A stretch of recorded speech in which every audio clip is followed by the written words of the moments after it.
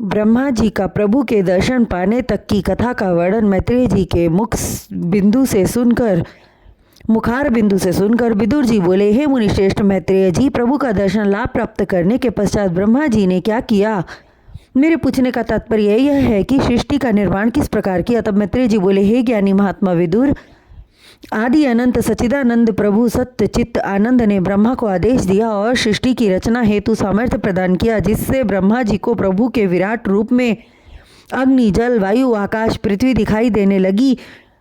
यह देखकर ब्रह्मा जी को अत्यंत आनंद प्राप्त हुआ और प्रभु के विराट रूप से इन पांचों तत्वों को प्राप्त कर उन्होंने सृष्टि की संरचना का कार्य आरंभ किया। सर्वप्रथम पृथ्वी की संरचना की, तत्पश्चात पंच तत्वों को एक रूप देकर मनुष्य एवं देवताओं की रचना की तथा पंच तत्वों को अलग अलग भी स्थान प्रदान किया।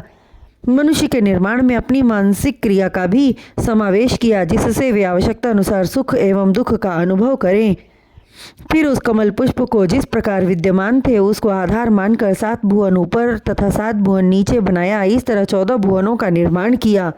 फिर सतयुग, द्वापर, त्रेता एवं कलयुग नाम से 4 युगों का निर्माण किया। युग निर्माण के उपरांत ब्रह्मा जी के मन में विचार आया कि युग का निर्माण तो मैं कर चुका, किंतु जब तक समय का निर्माण नहीं करूंगा तब तक युगों का कोई महत्व ही सिद्ध न होगा।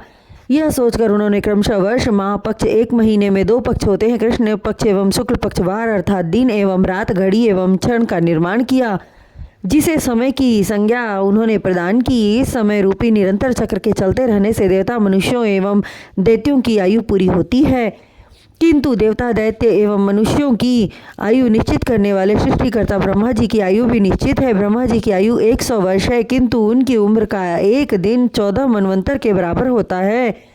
एक मनवंतर 71 चतुर्युग के बराबर होता है, अर्थात 994 चतुर्युग के व्यतीत हो जाने पर ब्रह्मा जी का एक दिन पूर्ण होता है। और इस तरह का 30 दिन ब्रह्मा जी का 1 माह बनता है और 12 मास का 1 वर्ष होता है।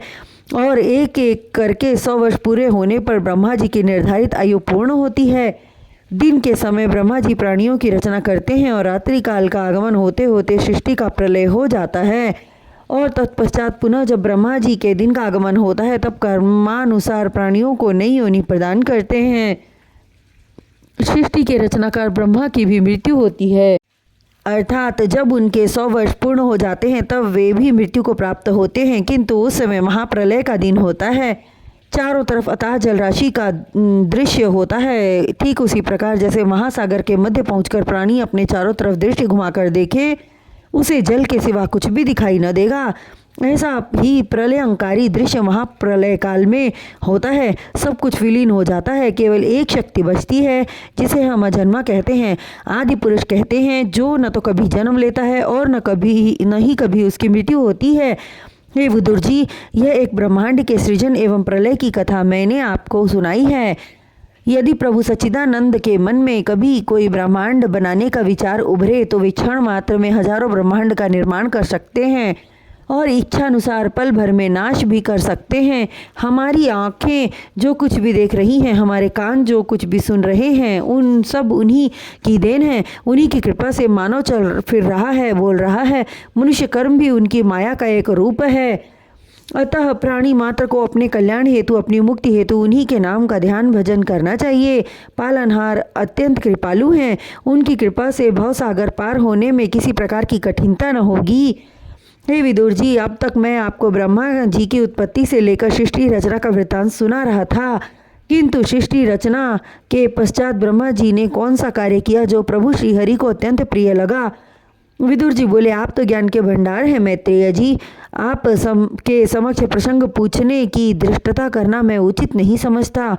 तथापि आप मेरे मन की बात को समझने के सामर्थ्य से पूर्ण हैं। मैं जानता हूँ कि आगे का वृत्तांत आप स्वयं मुझे बतलाने की कृपा करेंगे, फिर भी अपने मन की जिज्ञासा को दबा नहीं पा रहा हूँ। अतः आप सृष्टि की विविधता का ज्ञान मुझे प्रदान करें, जिससे मेरा अधीर मन शांत हो सके।